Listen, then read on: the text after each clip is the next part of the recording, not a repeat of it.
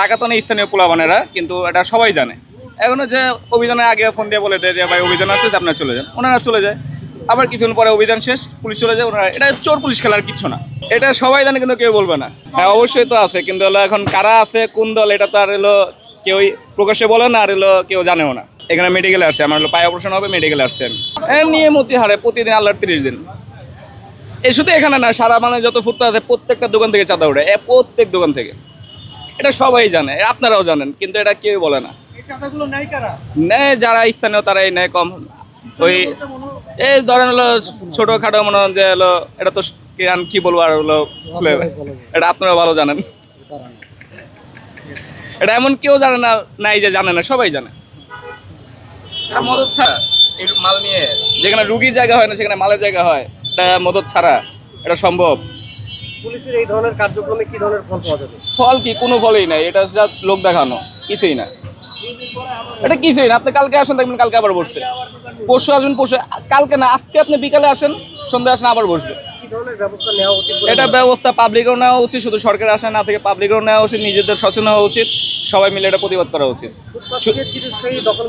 এখন দখলমুক্ত করতে হলে ওনাদের কাজের কর্মসংস্থান করতে হবে। কর্মসংস্থান না করে ওনারা কর্ম করতেছে, তাদেরকে উঠাই দিলে তো লাভ নেই।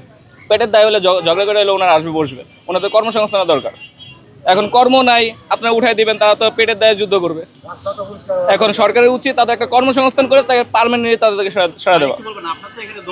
না না না, আমি রুগী। আমরা এখানে স্থানীয়, আমরা দেখি তো। জি আমরা দেখি, এটা আমাদের চোখের সামনে দেখা হয়, আমরা দেখি। আমরা আপনার নিজেরা তো কম বেশ জানেন, এমন তো না জানা না। এটা সত্যি কথা কেউ প্রকাশ্যে বলে না, এই হচ্ছে বিষয়। এটা একজেট একদিন এক লোক আসে, কোনো একজেট কেউ নেই। হ্যাঁ এই লোকগুলা এটা যারা হচ্ছে উঠায়, তারা একটা চক্র আছে। ওই যে বলছে জোরজার মুলুকদার, এটা কেউই জানে না। কিন্তু চাঁদা উঠতেছে কে নেই, এটা আপনারা তদন্ত করবেন। আমরা দেখতেছি সাধারণ জনগণ কিন্তু দিতে হবে, দোকান বসতে হলে দিতে হবে। এটা হলো এটা ঘটনা। সাধারণ জনগণ এসে কিন্তু একজনের কাছে চাঁদা নিতে পারবো না। আমি কি করছি বুঝতে পারছেন? সেটাই। যেমন আমি আমি আমি জামালপুর থেকে আসছি, আমি আইসা যদি আমি বলি যে তুমি দোকান করো, তুমি আমার চাঁদা দাও, সে কি আমার কি চাঁদা দিব? আছে এখানে কিছু দলীয় পোলাপান আছে, এরাই মনে করেন যে চাঁদা মাদা তোলে। বিষয়টা বুঝতে পারছেন?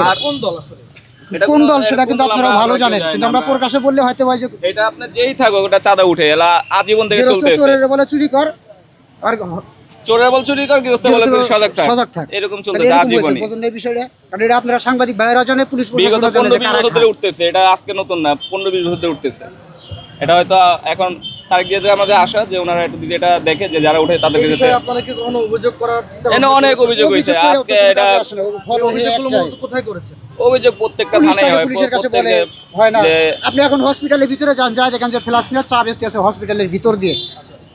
আপনি এখন যান, যায় দেখেন, যদি এগুলো না হয় দেখেন যায়, এখন পাবেন যায় দেখেন ভিতরে চা বেচতে সবাই বলে যে হসপিটালের ভিতরে পুরোটা মেডিকেল ভরে গেছে মালামাল দিয়ে। আমাদেরকে এই জায়গাটা থানা বলুন যে এখানে অভিযোগ করার পরও কোনো অ্যাকশন নেওয়া হয়নি বা না।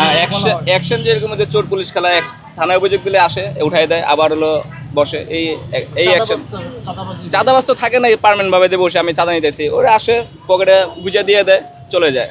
এখন দোকানদারও জানে, কিন্তু দোকানদার কেউ মুখ খোলে না যে আমি মুখটা দিছি।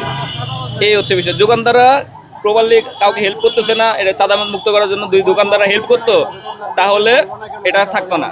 এখন দোকানদার বলে দোকান থাকবে না।